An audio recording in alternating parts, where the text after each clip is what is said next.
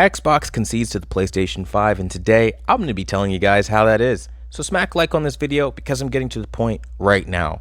Okay, so before I dive into this point, I am not a PlayStation fanboy. I like PC. That's, if I had to be called something, call me a PC fanboy, because that's my favorite platform.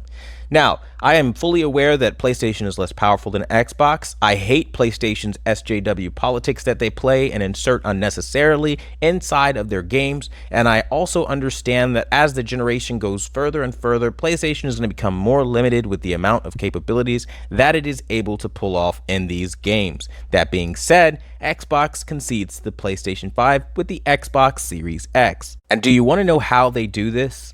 They do this by conceding the excitement factor. Simply put, I'm going to ask you all a question right now, and I guarantee you not one of you will be able to answer it, at least not honestly. Name one Xbox Series X exclusive day one that you're excited to pre-order the Xbox Series X for. You can't do it because it doesn't exist. Now, play the same game with the PlayStation 5, and then it magically changes. Everybody magically has an answer. And the reality is that is why PlayStation, according to analysts and industry experts, and again, the PlayStation 5 community, understand that 70% of the pre-orders are coming in for PlayStation 5 because of this. Nobody's excited for the Series X. Like, there isn't a reason to be. And while it may be more powerful, and that part is very exciting, you don't have control over your power, and PC gamers like myself understand this. You're literally reliant on the developers. So what's going to happen when you buy this Xbox Series X? For anybody confused at this point in the video, you're going to buy this machine. It's going to arrive. You're going to be very excited, open it up, plug it up, play it. But then realize all you can play are your old games. Oh, but problem, Digital Foundry already showed you that you're hitting 50 to 60 FPS in performance. So you can't even say that it's self-reliant back compat because it's brute forcing, and that's a problem. When you have to brute force your way into some shit because Microsoft didn't engineer the machine with backwards compatibility in mind, but then they also don't want to make any exclusives day one for you to enjoy, well, now you're seeing a big problem with the Series X. The Xbox Series X is conceding the first 2 years of exclusivity and exciting reasons to play games to the PlayStation 5, because newsflash, PlayStation 5 has exclusive games made just for the PlayStation 5, and they're not waiting 2 years to do it like Microsoft, and that's just going to put them further in the hole this gen. And so while they may be the more powerful console for third-party games, we have PC for that. And for everybody saying that, yeah, name a PC under $500, your Xbox isn't $500. That $219 SSD that you will need because you only have 800 gigabytes of system storage is already going to cost you $700, man. You're $700 after the price of the console and that SSD expansion. Never mind Xbox Live, never mind Game Pass, or if you actually buy games. The reality is it is very close to the price of PC gaming. And newsflash, the RTX 3070 is launching this October, I can't remember. I think November, I'm not sure. But the reality is you're getting more than RTX 2080 Ti performance out of the RTX 3070. And it's a $499 GPU. And to finish a computer build around that is not that much more expensive. And you can definitely do it within the $700 to $800 you'd spend on Series X. And have more power, more capability, and an endless world of control that doesn't exist on console. So don't sit here and talk the power game or talk the affordability game with a guy that knows his shit. Now, moving on, we're going to talk about the reality of the situation when we talk about Xbox Series X walking away from the brand.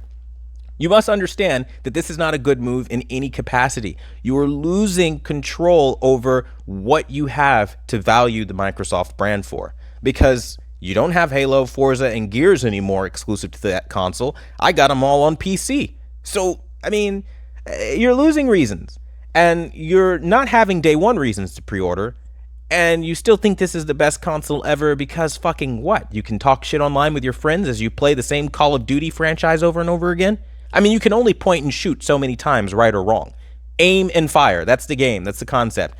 Run, run, run, go, go, go, be a good soldier, blow up, die, become a folded flag. I mean, really, how many times must you do that shit until you get tired of it?